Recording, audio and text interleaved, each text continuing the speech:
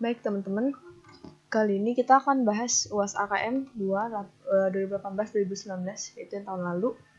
Nah, berikut ini data terkait program pensiun, program imbalan pasti atau Definite Benefit Plan para PT Baxter tahun 2018. Oke, di sini ada datanya.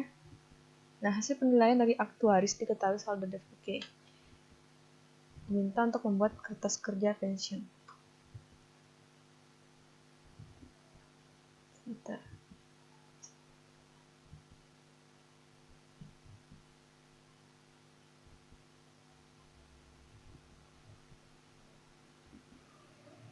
Baik teman-teman, kita awalnya kan ada DBO Januari 1 2018, berarti ada saldo awal. Jangan lupa untuk mencatat saldo awalnya. Tanggal 1 Januari 2018. Ada DBO-nya itu sebesar 7. Aku buatnya itu dalam ribuan rupiah ya. Jadi 7.500. Saldo normalnya jangan lupa kalau DBO itu di kredit, sedangkan plan asetnya itu 5.500. Itu di debit saldo normalnya. Oke. Terus ada service cost juta, ada actual return 520.000, ada annual contribution to the plan, ada past service cost efektif Januari 1 2018 210.000, ada benefit paid dan discount rate. Jadi alangkah baiknya kita susun kayak apa ya, kita catat ke worksheet kita tuh secara runtut. Berarti kan setelah saldo awal kan ada nih past service cost efektif Januari 2018 1 Januari. Berarti ini kan juga jadi awal tahun itu. Jadi ada pas service cost atau service cost di masa lalu. Nah, berarti kan mereka kayak apa ya, nambah lagi kewajibannya di masa lalu, dan itu akan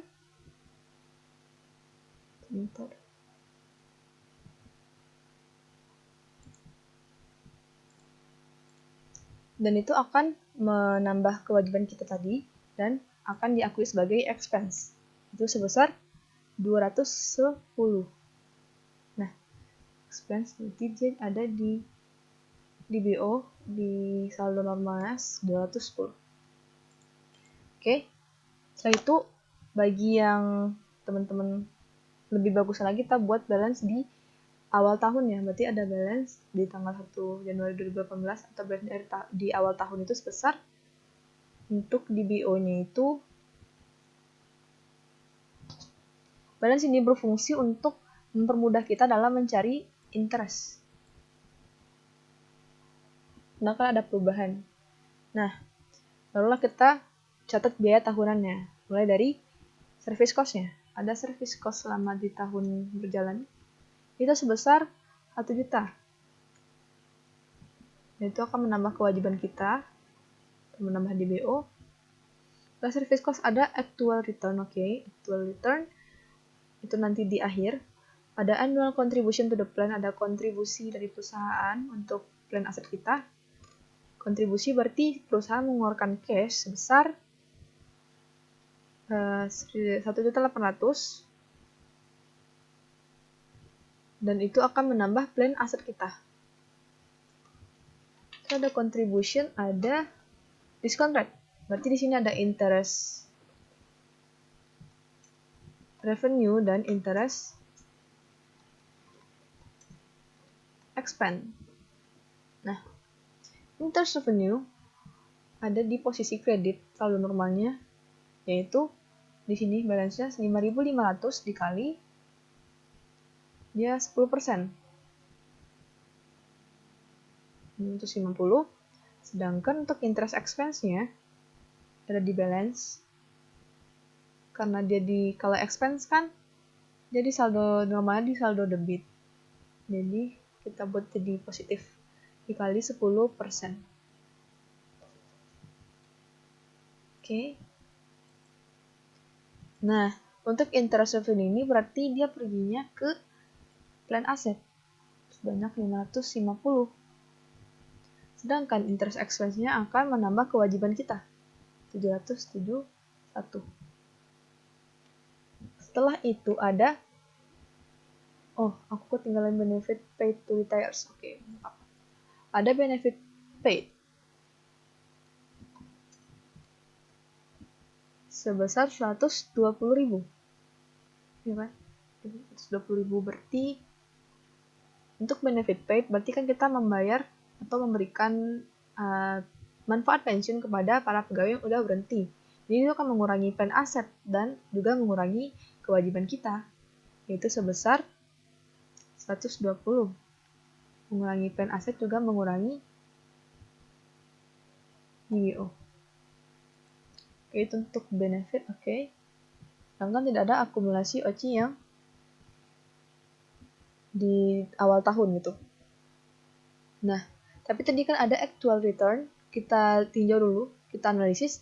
Actual return on plan asset yang sebenarnya diterima kembali oleh perusahaan adalah 520.000, sedangkan interest revenue atau bunga atau return yang kita akui di worksheet kita itu adalah 550.000. Nah, berarti actual return kita itu lebih sedikit daripada yang kita akui gitu.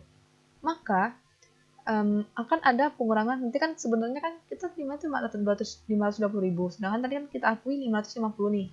Jadi harus kita kurangin dong gitu. Jadi untuk menguranginya kita ada timbul aset loss atau gain or loss. Berarti dia di posisi loss karena dia lebih kecil dan itu akan masuk ke OCI. Kalau loss kan berarti saldo normalnya kan di debit. Berarti 520 atau 550 dikurang 520.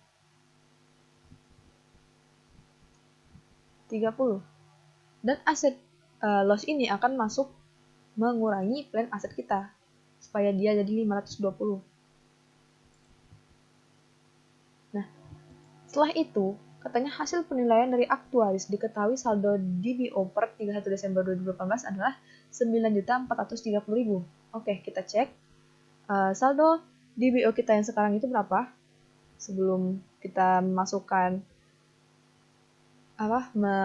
hasil penilaian di akhir tahun, penilaian aktuaris 17.071.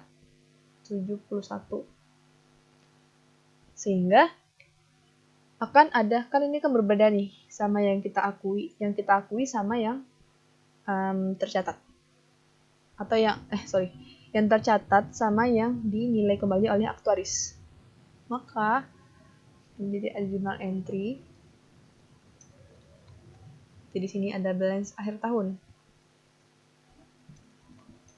31 Desember 2018. Maka DBO-nya itu akan jadi 9430. Nah, selisihnya itu akan masuk ke mana? Dia akan masuk ke liability gain or loss. Karena yang kita akui itu